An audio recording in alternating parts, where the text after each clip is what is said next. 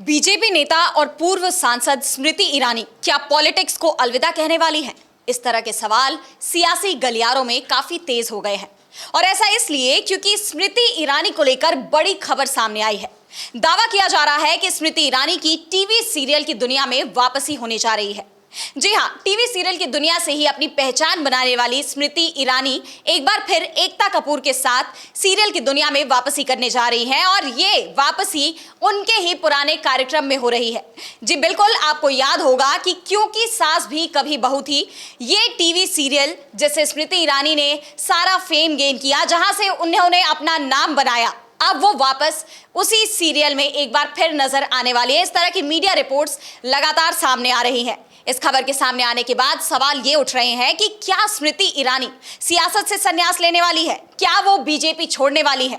इन तमाम सवालों पर आज हम चर्चा करेंगे और इसके लिए हमारे साथ मौजूद है अविनाश जी। स्वागत है आपका। आपको बता दें कि क्योंकि सास भी कभी बहू थी, एकता कपूर के इस टीवी सीरियल ने काफी फेम पाया और इसके जो एक्टर्स थे, एक्ट्रेसेस थे, सभी ने काफी ज्यादा फेम पाया और एक बार फिर ये शो टीवी की दुनिया में वापसी करने जा रहा है। इसे लेकर फैंस में तो काफी ज्यादा उत्साह है और सभी काफी खुश हैं कि एक बार फिर उन्हें स्मृति ईरानी वापस स्क्रीन पर दिखाई देंगी। लेकिन अगर राजनीति की दुनिया में देखें तो इस खबर के सामने आने के बाद से हड़कंप मच गया है। स्मृति ईरानी वही हैं जिन्होंने अमेठी से चुनाव लड़ा था। हालांकि इस चुनाव में उन्हें हार मिली और जिसके बाद अब वो सियासत से भी काफी दूर दिखाई दी। बीते कुछ अगर साल भर की बात करें, लोकसभा चुनाव को हुए साल भर का वक्त बीत गया है और इस दौरान अगर हम देखें तो स्मृति ईरानी की सियासत में एक्टिविटी वो बिल्कुल भी सक्रिय दिखाई नहीं दी। ऐसे में सवाल तो बिल्कुल उठता है कि क्या स्मृति ईरानी सियासत से दूरी बना रही है या बीजेपी उन्हें उनसे किनारा कर रही है? इन सब के पीछे क्या वजह है? और अब जब उनकी वापसी हो रही है टीवी सीरियल की दुनिया में, तो क्या वाकई में वो सियासत छोड़ने वाली है? अविनाश जी, आपको क्या लगता है कि क्योंकि सास भी कभी बहू थी, इस टीवी सीरियल में स्मृति ईरानी का कमबैक है या सियासत से दूरी है?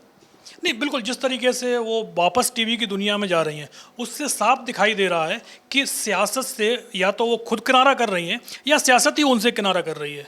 आप देखिए, 2014 में स्मृति ईरानी चुनाव हारती हैं, लेकिन उसके बावजूद उनको केंद्र में मंत्री बनाया जाता है, उनको राज्यसभा की सीट दी जाती है। उसके बाद 2019 में तो वो चुनाव जीती गई थी। 24 में जब वो फिर से चुनाव लड़ती हैं अमेठी से और अमेठी में वो चुनाव हारती हैं, तो उसके बाद ना तो उनको केंद्र में मंत्री पद मिलता है, ना ही उनको उसके बाद राज्यसभा भेजा जाता है, ना ही पार्टी में कोई बहुत बड़ा पद दिया जाता है। कहा तो यह जा रहा था कि दिल्ली में स्मृति ईरानी को सीएम फेस बनाया जा सकता है, लेकिन सीएम फेस बनाना तो दूर, उनको चुनाव भी नहीं लड़ाया गया।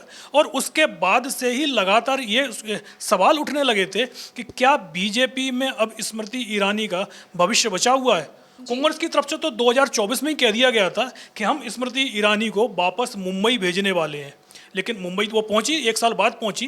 कांग्रेस ने तो 2024 में इस चीज़ की ऐलान कर दिया था कि अब स्मृति ईरानी कोई चुनाव नहीं जीत पाएंगी और अमेठी से तो बिल्कुल नहीं जीत सकती। और अमेठी में उनको चुनाव हराया भी था तो कांग्रेस के एक सामान्य से कार्यकर्ता ने हराया था। तो बीजेपी को भी ये समझ में आ गया था कि स्मृति ईरानी के नाम पर वोट कहीं नहीं मिलेगा, वो खुद चुनाव नहीं जीत सकती। जबकि इससे पहले बीजेपी के वो स्टार प्रचारकों में शामिल रहती थी।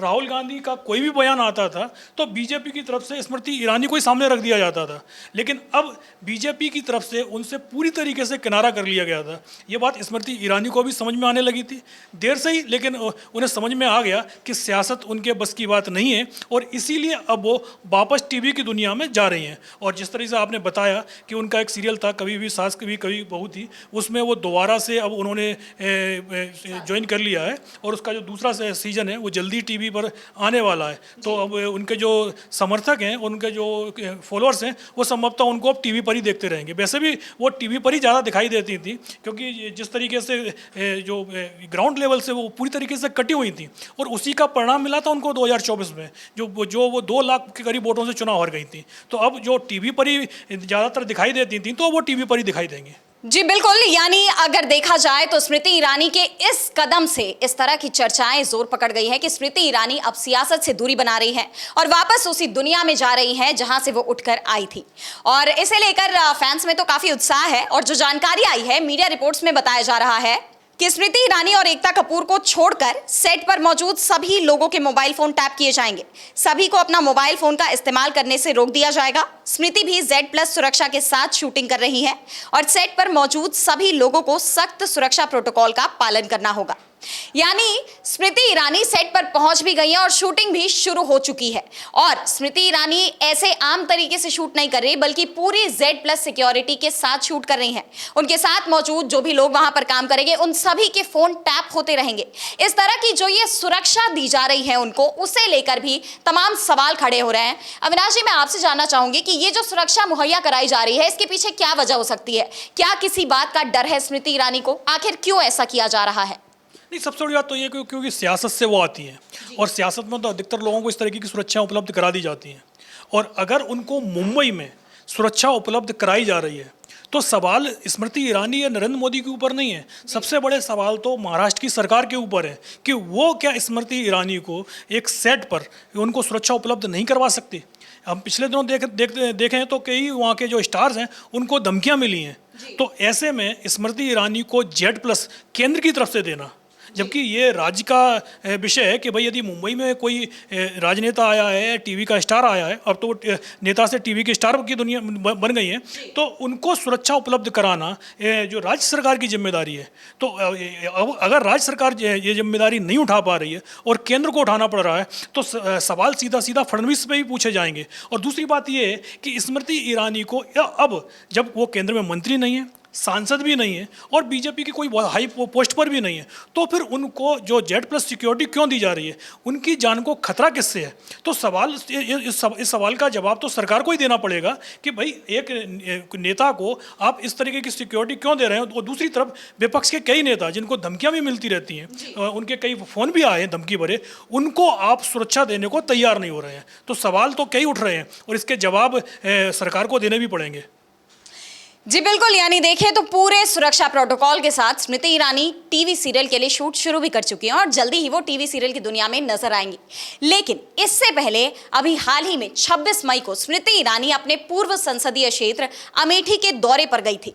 इस खबर ने भी कहीं ना कहीं इन चर्चाओं को और जोर दे दिया है और बल दे दिया है कि स्मृति ईरानी सियासत से दूरी बना रही हैं, क्योंकि टीवी सीरियल की दुनिया में प्रवेश करने से पहले अगर वो अमेठी का दौरा करती हैं, जहां से वो अब चुनाव हार चुकी हैं, और पिछले साल भर के दौरान अगर हम देखें तो वो अमेठी के लोगों से ना जुड़ी, एक भी बार उनका अमेठी का दौरा नहीं हुआ। और ऐसे में हाल ही में उनका दौरा होता है अमेठी का और उसके बाद खबर आती है कि वो क्योंकि सास भी कभी बहू थी में वापसी करने जा रही हैं, जिसके लिए शूट भी शुरू हो चुका है। इसके बाद इस तरह के दावे जो हैं उसको लेकर जोर मिल गया है कि क्या स्मृति सियासत से दूरी बना रही है और अमेठी के लोगों को एक आखिरी बार अलविदा या धन्यवाद कहने गई थी। आपको क्या लगता है अविनाश जी?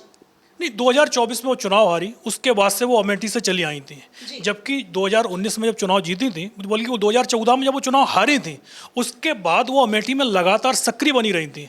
अमेठी में उन्होंने अपना मकान भी बनवाया था और ये कहा था कि हम अमेठी में ही रहेंगे।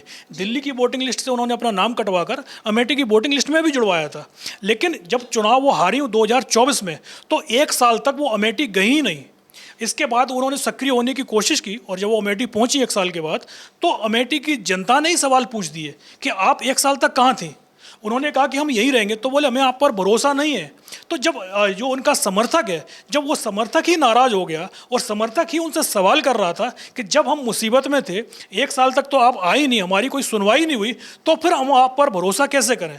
तो स्मृति ईरानी को भी ये बात समझ में आ गई कि अमेठी में अब उनकी दाल गलने वाली नहीं है और इसलिए दिल्ली चलते हैं। लेकिन दिल्ली में भी अब उनका कोई बहुत ज़्यादा पूछ परख नहीं बची है, इसीलिए अब वो वापस मुंबई चली गई हैं और टीवी में जिस तरीके से उनका शो की शूटिंग शुरू हो गई है, उसके बाद ये तय मान के चलिएगा कि जल्दी ही सियासत से वो पूरी तरीके से आउट हो जाएंगे।